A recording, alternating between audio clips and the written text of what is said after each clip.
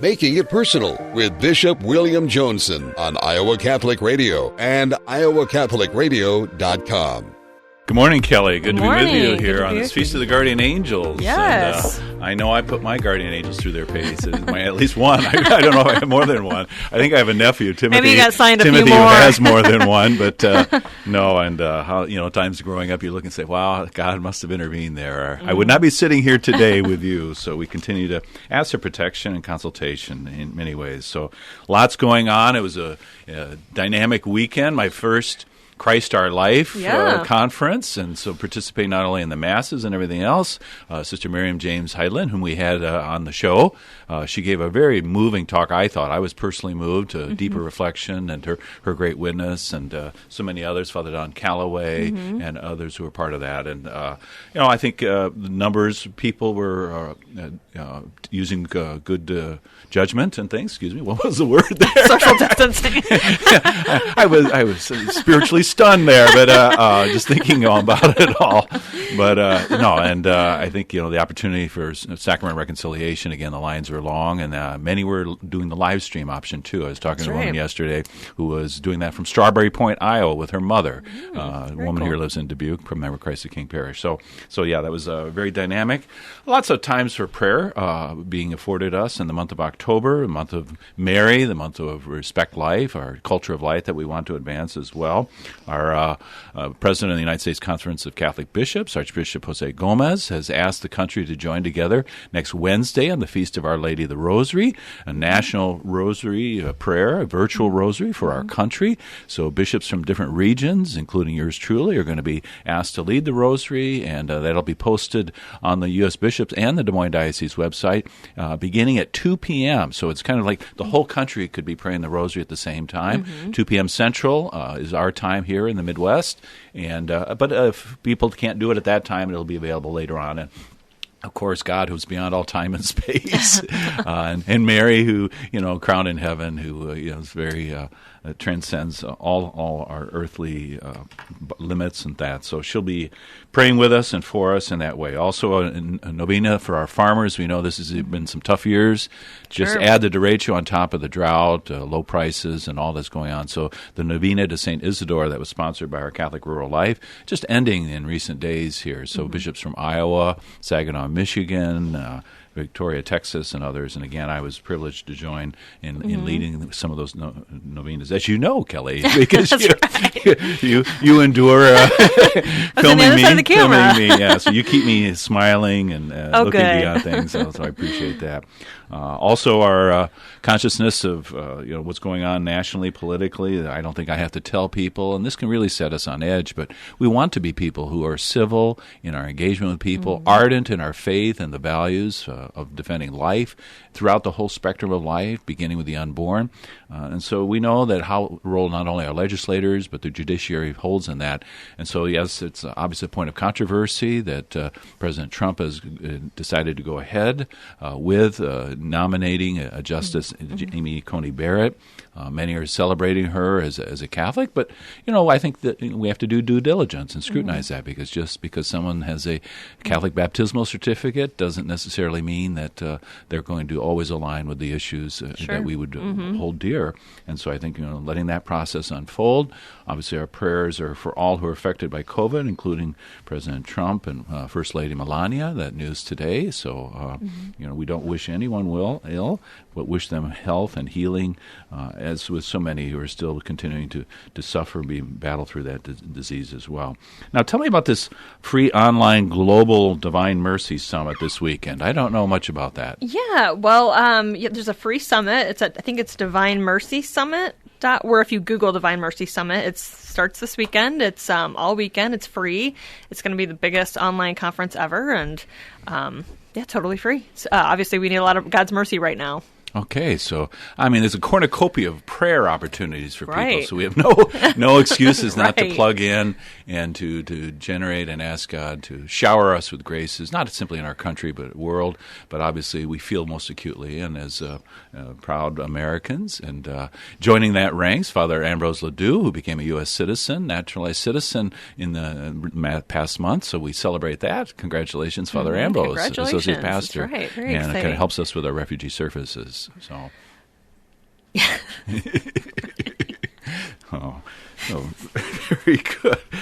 And then one more shout out to St. Francis School and St. Francis of Assisi in West Des Moines.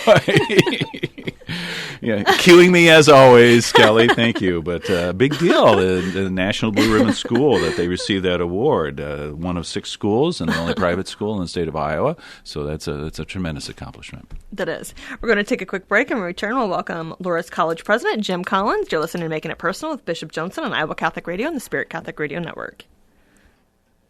Thank you, Blessman International, for their support of Iowa Catholic Radio. Everyone lives their life 24 hours a day, 7 days a week, 365 days a year. How we use that time directly affects if our life will leave a significant impact or not. Each year, Blessman International leads Central Iowans on a 12-day, all-inclusive experience sharing the heart of Christ with children in South Africa. Teams are forming to do something significant in an African child's life. Learn more at blessmaninternational.org. That's blessmaninternational.org. Is it time for a new roof? Then it could be time for you to get to know Bell Construction. Bell Construction is a roofing company entering its 30th year of business. They specialize in residential re-roofs, light commercial jobs, and have the experience to meet all of your roofing needs with personal service. With Bell Construction, the owner will come to your home or place of business in person to inspect and ensure the quality of work that you deserve. They pride themselves in working with you on a personal basis and making sure you are satisfied. Bell Construction, 515-963-4494.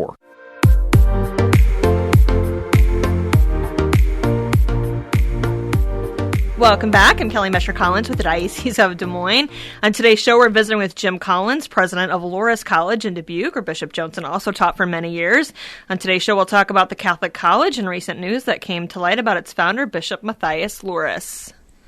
President Collins, good morning. It's good to be with you. Good morning, Bishop Joensen. Good to hear your voice, and hope you're doing well. Yeah, so those Friday mornings when we sometimes had meetings in your office and everything else, and it wasn't like I was getting called into the president's office, but consulting about all things Catholic identity and mission and that as well. But you've occupied that post at Loras. Is my count right, for 18 years? Or do we have that right? Just a little high. So I'm usually the guy that exaggerates. But you can say that about yourself. That's right. This is year 17 as president and year 37 in serving the college. Oh, that's tremendous. And, it's not like, Loras has been stuck with you. I mean, they've been privileged to retain you in that role. But why invest your whole being, your whole commitment to Loras College for that duration?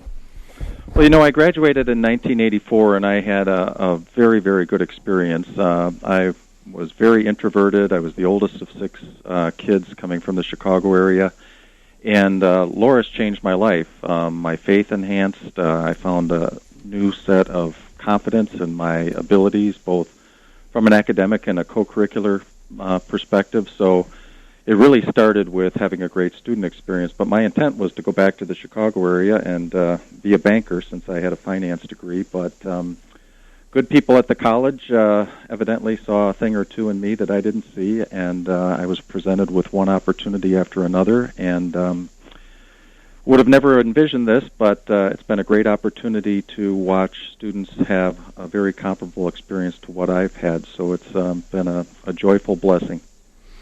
I think one of the things that I would comment to others, as I witnessed how you exercised the role of president, you were certainly not just a kind of detached administrator, but not only personally engaged with students, but bringing your faith to bear.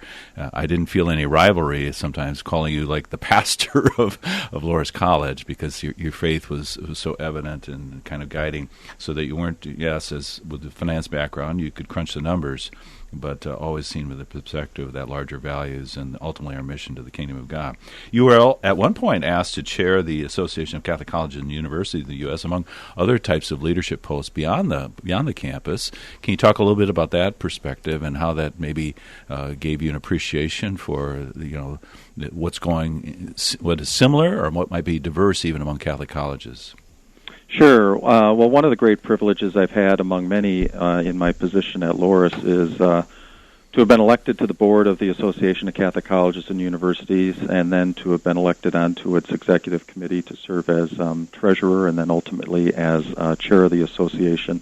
But Catholic higher education is comprised of 230 very diverse institutions throughout the United States, from big to small to diocesan to Jesuit. But one of the things that I was really impressed by was the deep commitment that presidents had to ensure that Catholic identity flourished and was embraced in all sorts of ways. Now, how institutions, from big to small to affiliated with one order or diocesan, all carry that out very differently. But one of the things I learned is that Loras' way of embracing and invoking Catholic identity, I think, was among the best. I happen to be a little bit biased, but much of our success, I think, came about because we have dedicated folks like you and your leadership while you were here at Loras, but also faculty who really want to embrace the totality of Catholic identity, from moral, intellectual to social tradition. So I learned an awful lot, but among the things I gained was a new appreciation for the way in which Loras did things. And then along those lines, serving on the Board of Regents at Seton Hall has been a great gift, where hopefully I bring a little something to the table for Seton Hall, but it's also been good to see how they've had great success, and for us here at Loras to be able to borrow some of the ideas and good initiatives that they've done has been a great gift too.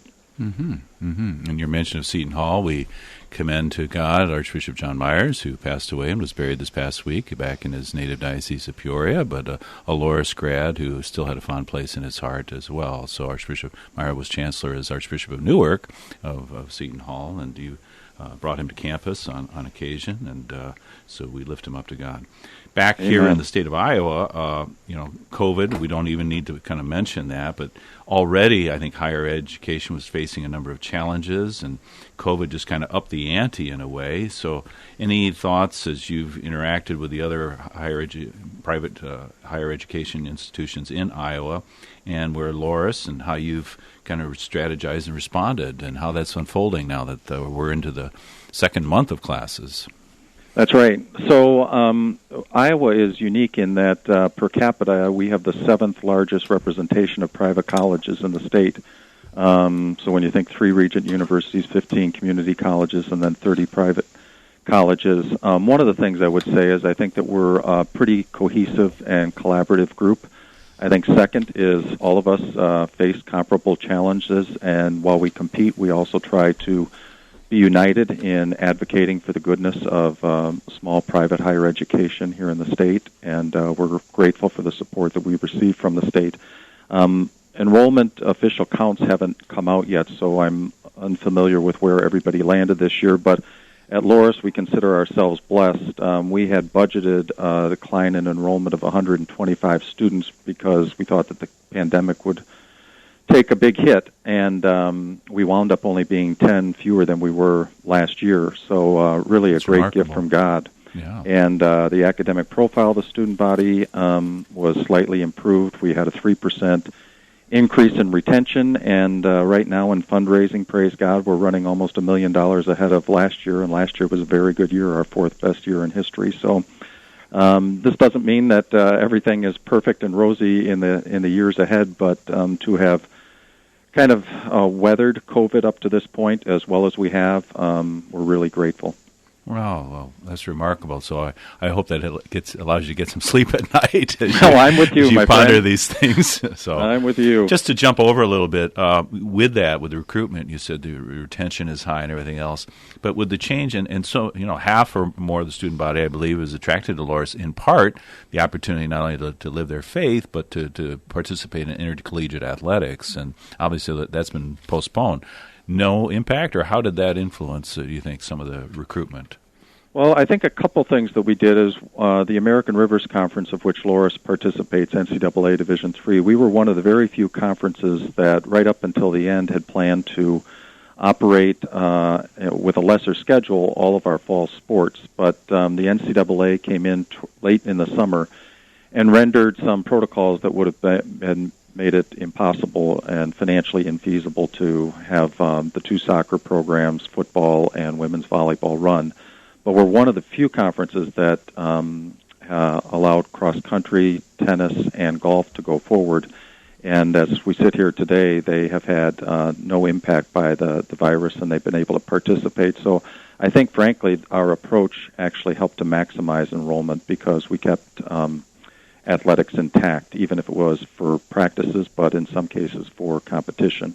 So all good news that way. Mm-hmm. Mm-hmm. And maybe not so good news, as was kind of communicated through various media in the state. One can't kind of picture the campus and stately Kane Hall on the bluff perched high overlooking the Mississippi River, but adjacent to it is now a space, I understand, where the statue of Bishop Matthias Loras had been perched for so long, kind of local legend that he helped all tornadoes to pass by the city of Dubuque and not strike the city of Dubuque. But it was a much more serious reason. Can you speak about that and the process that you engaged? Sure. As if the summer wasn't long enough with all things COVID, but in early June, I had a scholarly researcher approach me and ask for a Zoom meeting because he was working on a project unrelated to Loras College or the bishop, whereby in pursuing evidence related to the historical interconnection of slavery and Catholicism, came upon Bishop Loras's ledger and other artifacts, and shared with me lots of new information that was certainly new to me, but as I engaged others, certainly new to them. So I convened a small group of former and current board members to help me think through the issues while also alerting board leadership to this new set of revelations. And then consulted with our history department to see who among them might be the best to review the evidence, provide historical context, and what have you.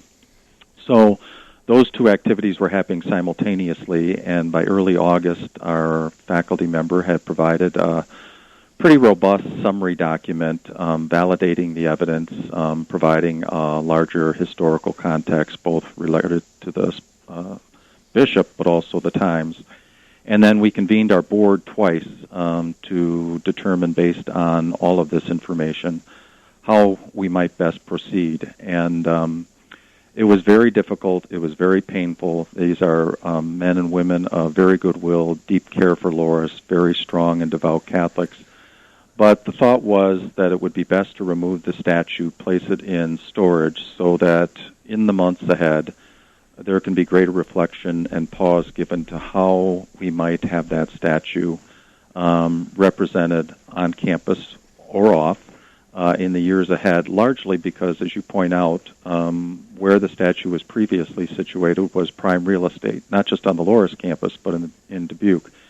And so, could I just inject, President Collins? So, yes. Just as you mentioned the evidence, I just want to make it explicit for our listeners what was unearthed in the research of the historian down in the Mobile, Alabama area, where Bishop Loras had immigrated as a priest from Lyon, France, and was affiliated with Spring Hill College, I believe, in Mobile. That's right. And but at the same time, and this was common knowledge, he did have a possession or title of a slave woman, I think by the name of Louise Marie. Is that correct? Marie Louise, yes. Marie Louise. Excuse me. I invert those. Okay. Marie Louise. And I think that would have been something that was included in any kind of popular account of Bishop Loras, but that was kind of thought that once he was named bishop and migrated up the Mississippi River, that he had kind of, released her, to freedom, but that was not the case. Is that right? That's right, and I think that's the key component, is that the bishop came to the Iowa region around 1837, had purchased Marie Louise for $800 in 1836 while he was in Alabama. But then in coming up to Iowa, what we learned with this evidence was that he continued to be the slave owner for 16 years, selling Marie Louise in 1852. And through the ledger, it was very clear that the financial transactions back and forth with individuals down in Alabama were clearly being used to advance his ministries here while simultaneously retain Marie Louise as a slave. And there was even a letter in the ledger and documentation in the ledger that advanced very clearly that he indicated that he would give her freedom for $250. So there was a lot of evidence that really was troubling, and again, the issue here is not to condemn the bishop or even to fail to forgive, but to more call into question, should that statue serve as symbol based on who we are and where we're going, given this evidence. And so the board painfully determined that the removal was best. So this was more of a kind of internal awareness that had yet to be communicated beyond the kind of internal circle of the board and others, or were there people who were already kind of tilting at that statue, rallying people to topple it, or this is something that the college under your leadership took the initiative?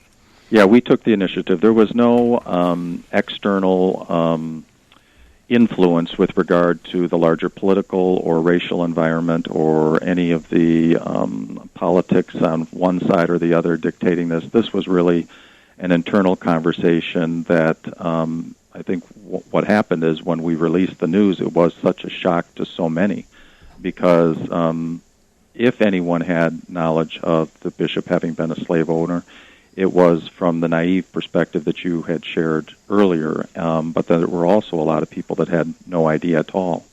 So again, I really give the board credit because it was a painful series of discussions, but it was truly a reflective and thorough and thoughtful series of decisions that they rendered to include the bishop. And the name change was one of the other things that had come up, but one of the things we did over the summer was researched how other institutions had handled their respective issues, and one of the more recent declarations was at Rutgers University, where the president there said there wasn't going to be a name change because how the institution has evolved over the years has less to do with the man and more about the brand of who they are. And we here at Loras felt that very strongly, that our vision, mission, and values aligned with Loras have so much more to do with the modern-day way in which we approach things versus what might have been the issues of almost 2 centuries ago. Well, I commend you for the mature way and the transparency, that the truth, as Catholics we believe, ultimately will set us free, and that we have to acknowledge this kind of painful part of the history that obviously impacted not only the church in Northeast Iowa, but as Dubuque was the founding diocese through which all the other dioceses in the province were founded. And so in a racially charged summer, that this is one more thing that saddens us, may anger us, but ultimately I think can liberate us as we take ownership of this. So, President Collins, would you indulge us by staying after the break for a few minutes? I'd be happy to, Bishop Joensen. Thank you. We're going to take a quick break. Thank you, Blessman International, for their support of Iowa Catholic Radio. Everyone lives their life 24 hours a day, 7 days a week, 365 days a year. How we use that time directly affects if our life will leave a significant impact or not. Each year, Blessman International leads Central Iowans on a 12-day, all-inclusive experience sharing the heart of Christ with children in South Africa. Teams are forming to do something significant in an African child's life. Learn more at blessmaninternational.org. That's blessmaninternational.org. Is it time for a new roof? Then it could be time for you to get to know Bell Construction. Bell Construction is a roofing company entering its 30th year of business. They specialize in residential re-roofs, light commercial jobs, and have the experience to meet all of your roofing needs with personal service. With Bell Construction, the owner will come to your home or place of business in person to inspect and ensure the quality of work that you deserve. They pride themselves in working with you on a personal basis and making sure you are satisfied. Bell Construction, 515-963-4494.